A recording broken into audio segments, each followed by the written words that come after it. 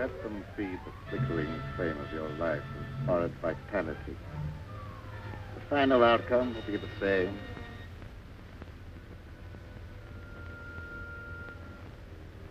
In a short time now, they will call you dead. Then you will awaken and be as I am now. You will serve and obey me forever.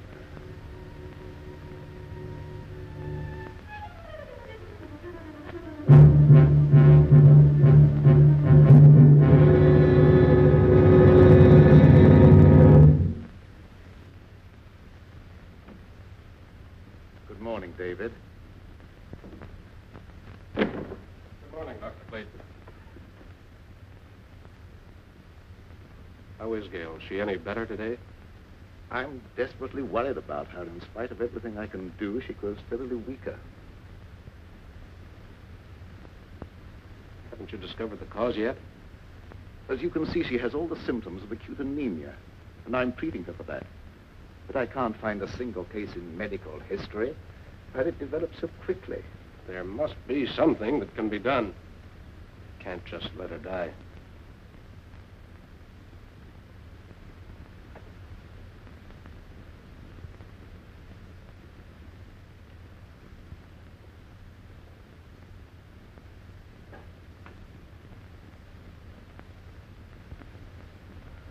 Hello, dear. Hello, darling. I'm sorry to cause you and Uncle Lloyd so much worry. Now, don't you fret about it. We're going to have you up and about in just no time at all. I know you will. Isn't it lovely out here in the sunshine? But it's so different at night. I have such awful nightmares. I dread falling asleep. Why? What do you dream about? I dream of a horrible bat-like creature hovering over me. I try to struggle, but I can't move a muscle.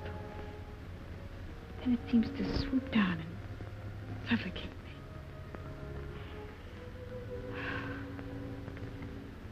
Where did you get those marks on your neck? An insect bite, I guess.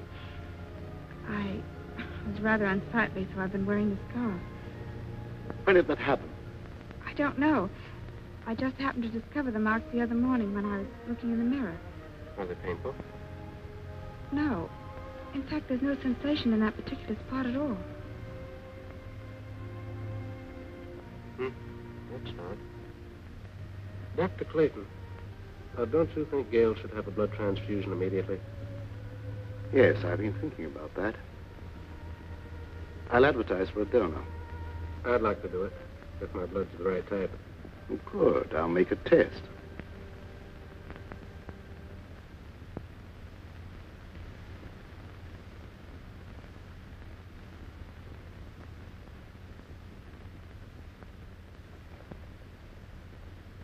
There's more color in her face already. How do you feel, darling? Ever so much better. I don't think we have any more to worry about.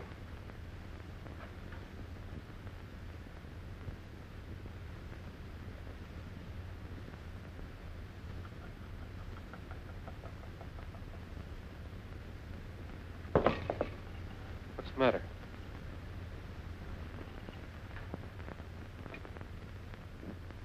I was just clumsy, that was all.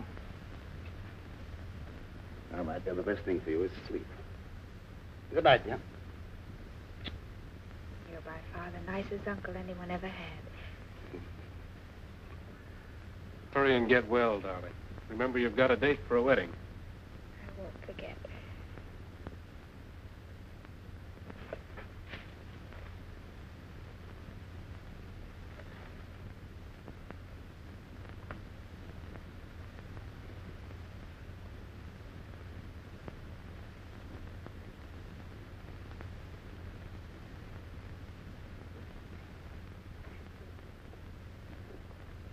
Dr. Clayton, is anything troubling you? Yes. I saw a face outside Gail's window. Well, that's absurd. Gail's window's on the I second. know it sounds fantastic, but I'm convinced that Elwyn is responsible in some way for some intangible menace threatening us all. Well, that's impossible. Elwyn's dead. I know it's impossible according to all normal laws of nature, but Can we be sure there are no supernatural laws beyond our understanding? We've been watching Gale grow steadily weaker and weaker, sinking every day. And medical science could offer no explanation. Dr. Clayton, even though some things may be unknown to medical science, I'd hardly look to superstition for the explanation. Don't ask me to believe that Elwyn's threatening Gale's life. The dead have no power over the living.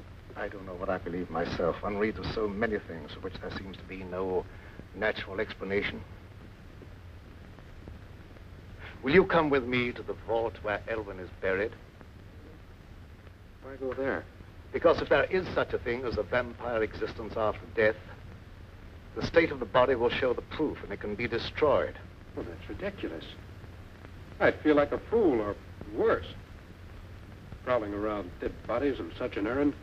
Can you afford to be squeamish where Gale's life may be in danger? All right, I'll go with you. If what I fear's true, there's no time to lose.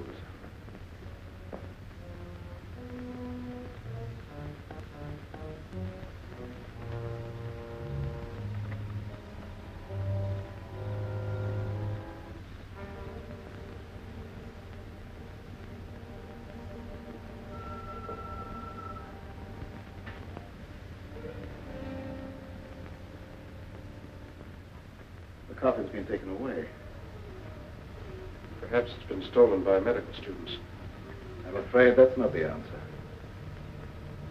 Elwyn dedicated his entire life to the dark powers of evil. What unholy forces he set in motion. Dr. Clayton, ignorant people believed that sort of thing in medieval times, but not anymore. I know there's a natural cause for every effect. And I don't believe Gale's life is being threatened by any supernatural power from beyond the grave. Perhaps you're right, I don't know.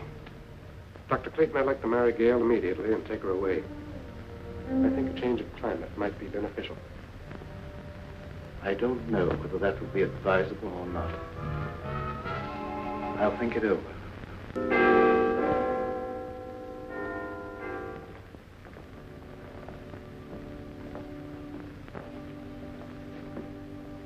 I hate to come to you with this, Sheriff. I just can't wait any longer. Well, what's the trouble?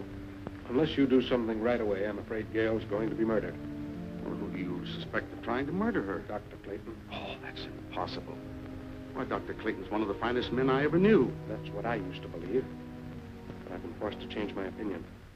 He's either losing his mind or he's attempting to divert suspicion from himself with some fantastic story of supernatural vengeance from beyond the grave. Well, why should he want to kill her?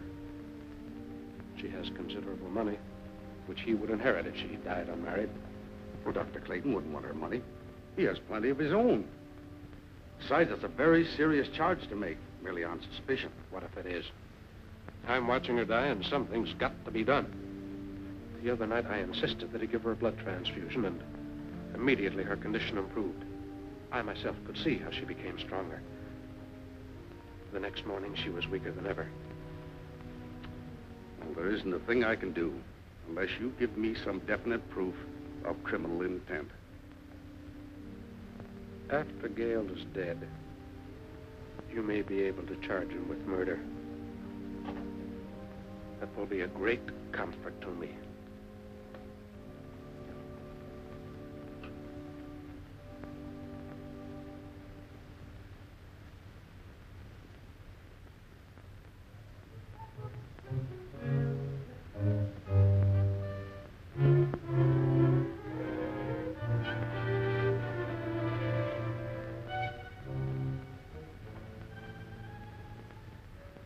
Are you sleeping? No, just resting. I heard about what was happening to you, and I had to come here. I'm the only one who can save you. I appreciate your interest, but Uncle Lord's doing everything possible. I know you don't believe me. You think I'm crazy. Everyone does. But I know more about some things than you'll find in all the doctor books in this room. You wear that scarf to hide the marks on your throat. I know what made them. I know what steals the life from you at night. And I also know what'll save you. There's no use for me to talk to Dr. Clayton or no one else. They wouldn't believe me. The sheriff said he'd send me away if I made a nuisance of myself. Don't worry about that. I can help you if you'll let me. Here, wear this. Wear it around your neck always. Never take it off. I naturally hold the cross in reverence. But how can wearing it be of any greater help? Because they haven't the power to touch a sacred symbol. They? Who do you mean? Vampires. Creatures of the devil who are neither alive nor dead. During the day, they sleep in their graves in death-like sleep. But at night, they have the power to roam the earth. Oh,